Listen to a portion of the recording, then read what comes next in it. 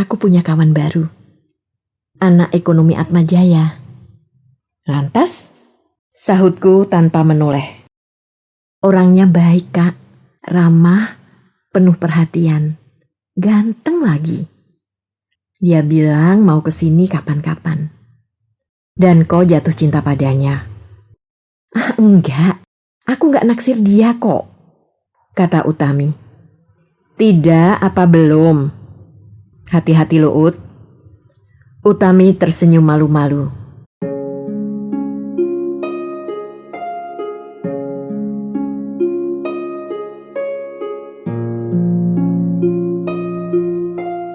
Sekuntum senyum buat Utami. Karya Tuti Nonka. Narator Hanifah Abu Marzuki.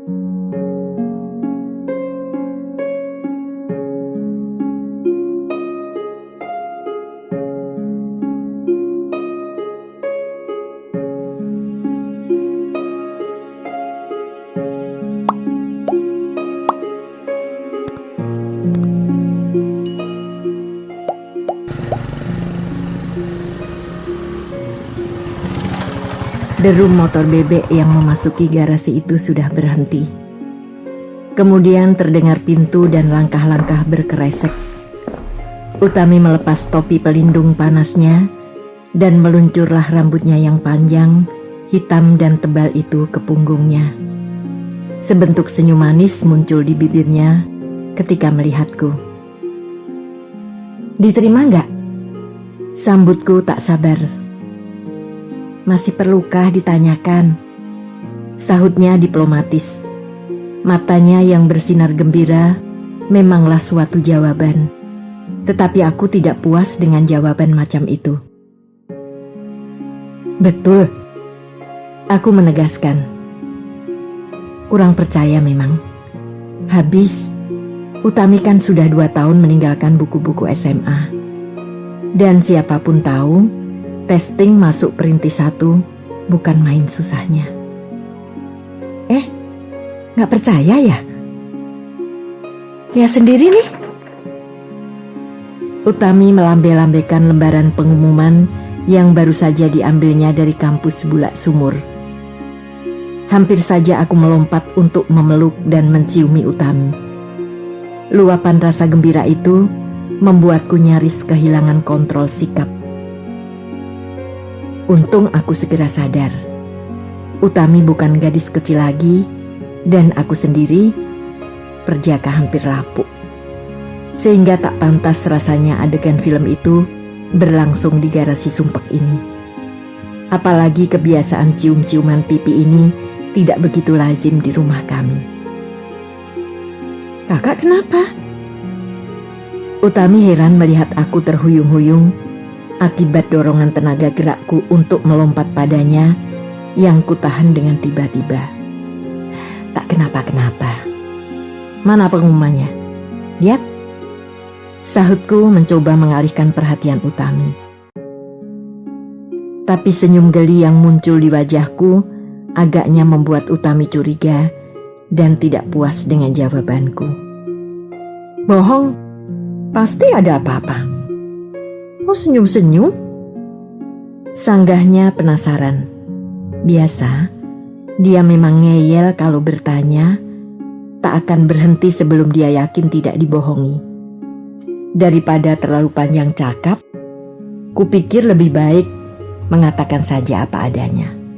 Sebodoh amat, bagaimana reaksinya nanti. Aku hampir saja menciummu karena kau pinter. Kau mau tidak kecium? Tanyaku menahan senyum, yakin Utami marah kugoda begitu.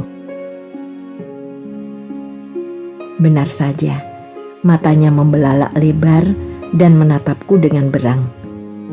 Kakak membuat aku merinding, ucapnya cemberut. Aku tertawa.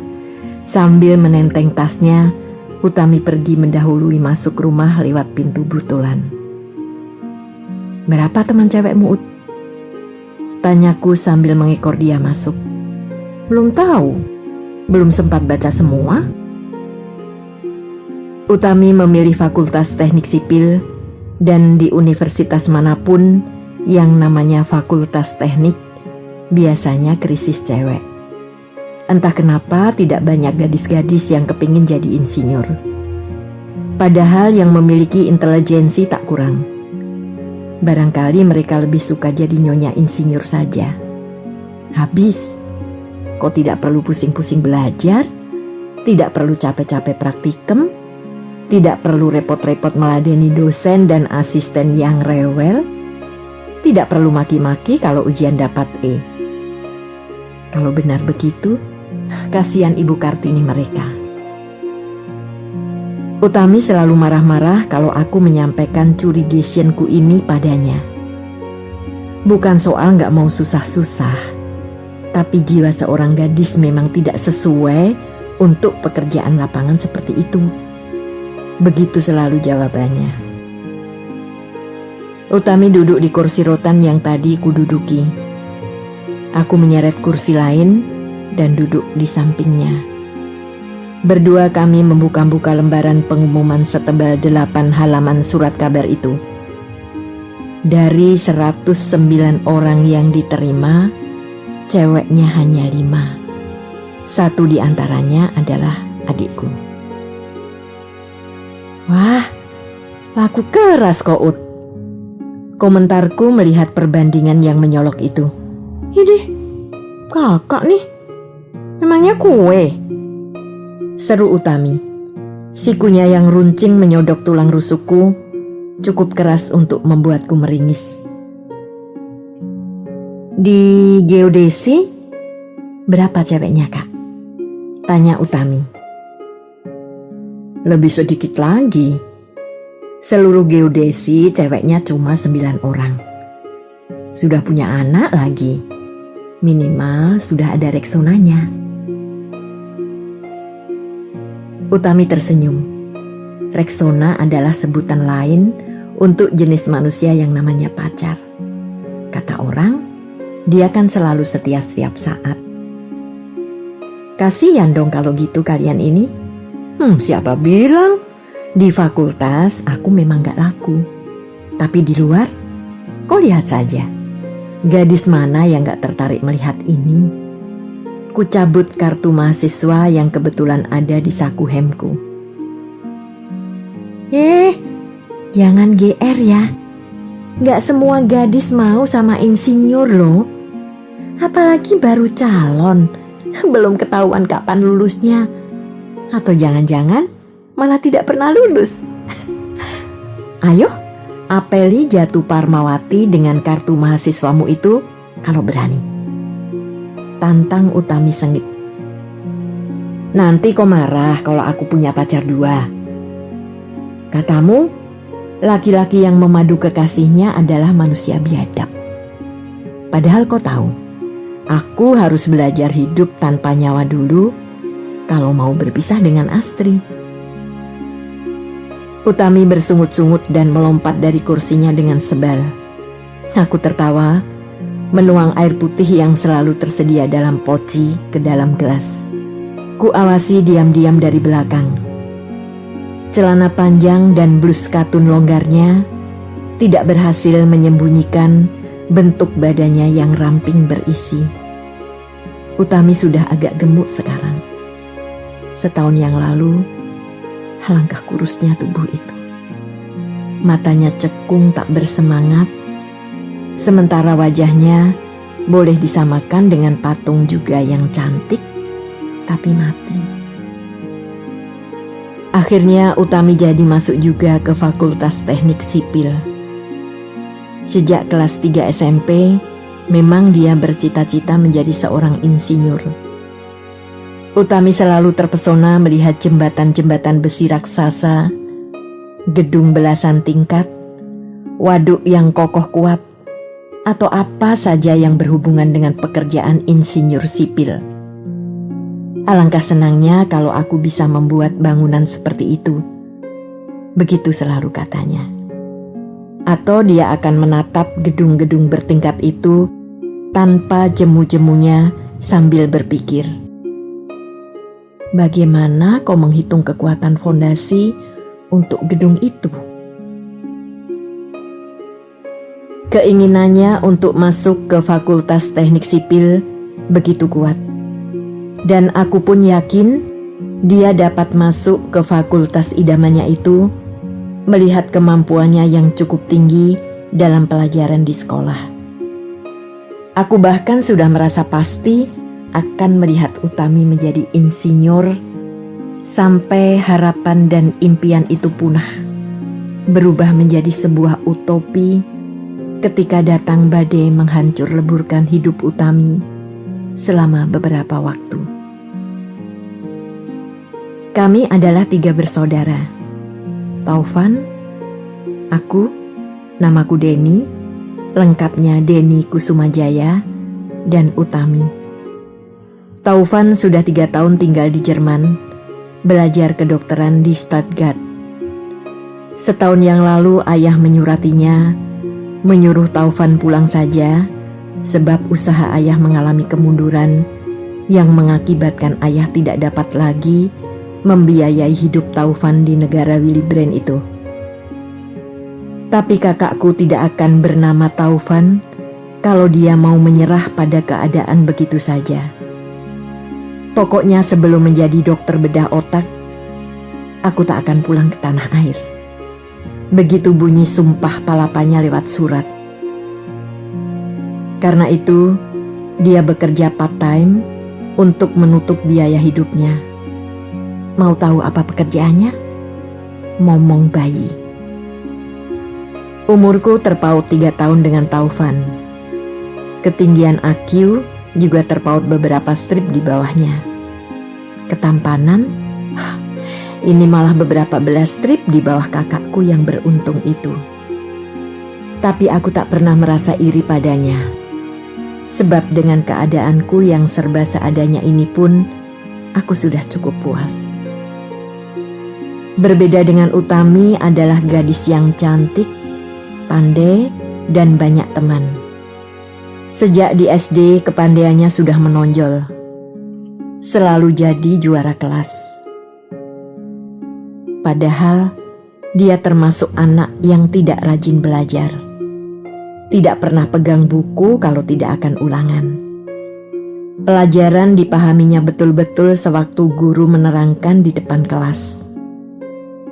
Kalau mau ulangan, malamnya dia baca sepintas dan esoknya angka 8 atau 9 untuk pekerjaannya. Waktunya lebih dihabiskan untuk melukis, menari, atau latihan basket. Entah dari mana dia mewarisi bakat seni, sebab ayah, ibu, Taufan maupun aku tidak sedikit pun bisa memegang kuas atau mengikuti irama gamelan dengan gerakan tertentu. Ibu sudah meninggal bertahun-tahun yang lalu, ketika Utami baru duduk di kelas 3 SD. Utami sudah duduk di kelas 1 SMA ketika aku mulai merintis masa depanku di Fakultas Teknik Geodesi. Minggu siang, aku sedang menyelesaikan tugas kartografi dari Pak Basuki, sementara Utami duduk di tempat tidurku, membuka-buka buku ilmu ukur sferis kepunyaanku. Membosankan. Terdengar buku dibanting di atas kasur. Kutoleh ke samping.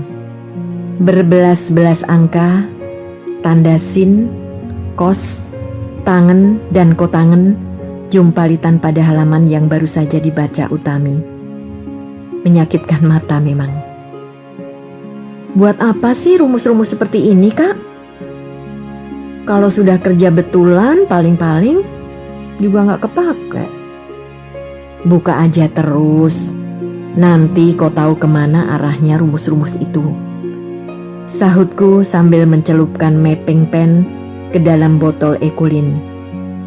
Sekonyong-konyong tangan kananku terasa gatal menyengat. Kulirik, seekor nyamuk gendut tanpa permisi telah menghisap darahku dengan rakusnya.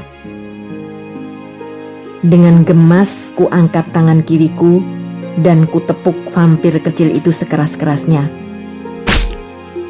Nyamuk terbang dan botol Ekolin yang tersenggol tanganku terguling. Tinta coklat tumpah habis di atas kertas kalkir yang siang malam kutekuni sejak kemarin. Ini baru namanya sial. Ku banting mapping pen keras-keras ke atas meja, menyusul tubuhku menghempas kursi. Utami mengangkat kepalanya. Pandangannya jatuh ke atas meja tulisku. Sambil mengangkat bahu, dia meringis. "Sabar, Bung, sabar." Petuahnya seperti nenek-nenek. Sabar. Lah iya. Habis mau apa lagi kalau tidak sabar? Hanya saja dia harus tahu. Membuat peta dengan garis kontur bukan main rapat seperti itu, dengan jalan-jalan dan sungai berliku-liku, benar-benar membutuhkan mata setajam burung hantu dan kesabaran melebihi Mahatma Gandhi. "Hei, ini sama dengan kosmografi. Aku juga dapat," seru Utami ketika dia sampai pada perhitungan jarak-jarak sferis, mencari koordinat benda langit, dan sebagainya. Ya, itu besok dilanjutkan astronomi geodesi di tingkat sarjana. Praktikumnya di pantai. Semalam gak boleh tidur, mengawasi bintang-bintang melulu. Utami menggembungkan pipinya. Kerja orang geodesi itu apa sih sebenarnya? Tanyanya sambil mengembalikan buku sferis kerak. Hiking sambil ngukur bumi. Utami membelalakan matanya.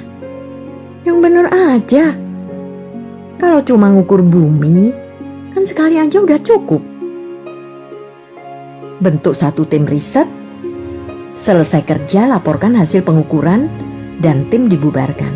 Kan beres. Nggak perlu repot-repot mendirikan sekolah untuk mencetak sarjana ukur bumi. Ngukur bumi kan dasarnya, Ut. Aplikasinya banyak. Membuat foto udara, rencana trase jalan raya, terowongan, ngukur bendungan, menentukan titik triangulasi, peta navigasi. Pokoknya di Indonesia ini, orang geodesi tidak akan kekurangan lapangan kerja. Kalau kau tidak mau kena panas matahari, kerja saja di jawatan topografi. Kantor agraria juga boleh. Mau jadi dosen? Silahkan. Nah, bagaimana? Tertarik ke geodesi? Tidak membuat bangunan? Itu sih bukan urusan kami, Non. Utami berdecak. Aku milih ke sipil saja. Sedikit cewek yang tertarik ke sipil, Ut. Lebih cocok ke arsitek atau teknik kimia. Aku memberi pandangan. Tiap hari mencuci tabung reaksi dan menggoyang-goyangkan Erlenmeyer. Utami menggeleng-geleng. Terserah. Aku angkat bahu. Jadi insinyur sipil pun aku senang. Aku memaksakan diri untuk bangkit dan pergi ke meja. Garis kontur yang tadi meliuk-liuk dengan rapi, jalan kereta api yang panjang mengular, sungai-sungai, rusak semuanya. Ku angkat botol Ekolin yang masih terbaring di atas kertas tugasku. Tinggal beberapa tetes yang tersisa. Padahal beli tinta Ekolin harus 1 kotak sekaligus, 6 warna. Dan Ekolin ini baru kemarin ku beli. Kalau beli lagi, buat apa 5 botol lainnya yang masih penuh itu? Repot. Kak, aku punya kawan baru. Anak ekonomi Atmajaya. Utami mengusik kesibukanku meratapi peta. Lantas? Sahutku tanpa menoleh. Orangnya baik, Kak. Ramah, penuh perhatian. Ganteng lagi. Pandai main gitar. Suaranya bagus. Melukis juga bisa. Basket? Hobi dia. Senang punya kawan seperti dia. Dia bilang mau kesini kapan-kapan. Oh, jadi itulah sebabnya mengapa akhir-akhir ini Utami banyak senyum, rajin membantu Bibi, dan tak berhenti nyanyi-nyanyi. Orang hebat itulah rupanya yang menjadi kuman penyakitnya. Orang Padang, Kak, tapi pinter bahasa Jawa. Dan kau jatuh cinta padanya. Oh, Utami tertawa mendengar pertanyaan straightku.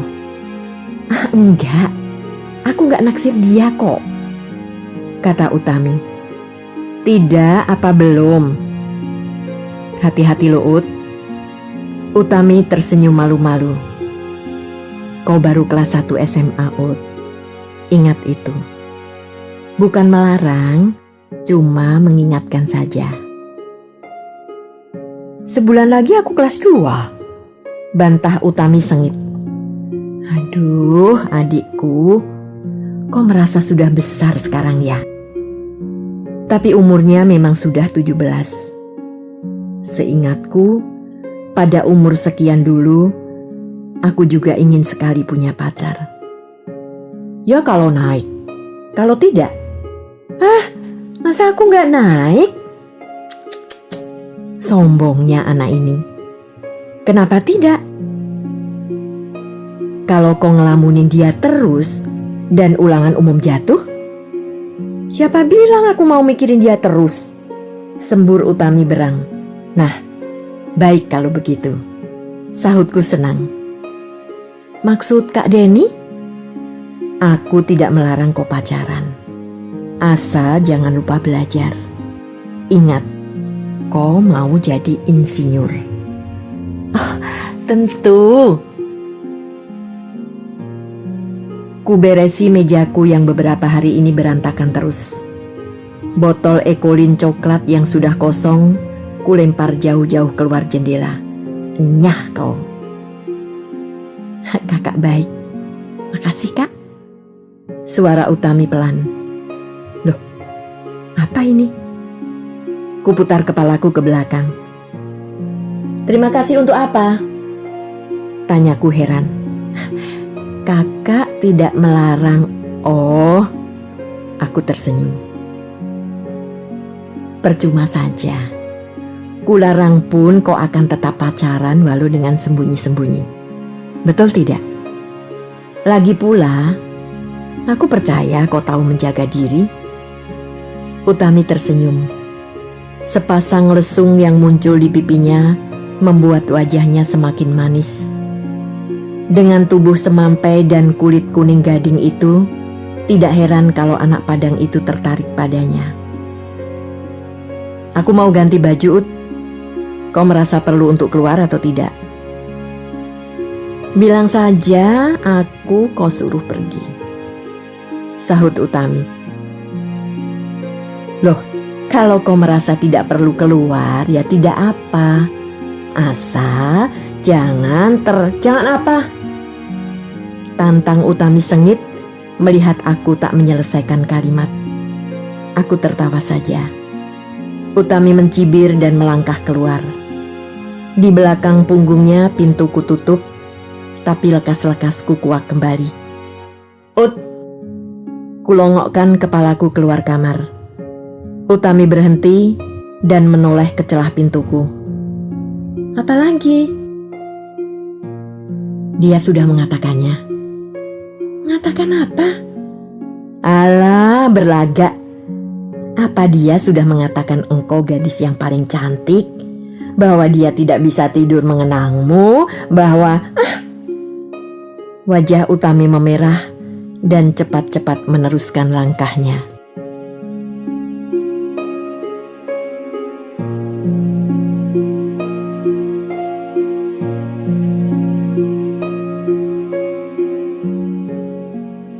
Terima kasih telah menikmati cerita ini. Tuliskan saran atau komentar di bawah untuk memperbaiki channel ini. Jangan lupa tekan tombol subscribe, like, and share.